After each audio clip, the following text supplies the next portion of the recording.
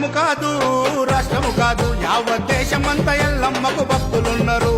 కోట్లకు పడిగెత్తిన కుబేరులు సైతం ఎల్లమ్మను నమ్ముకొని కొలుస్తున్నారు. కొలిచినోళ్ళ కొంగు బంగారం చేస్తుంది రేణుకమ్మ. తలచినోళ్ళ తల మీద గొడుగై కాపాడుతున్నదమ్మా.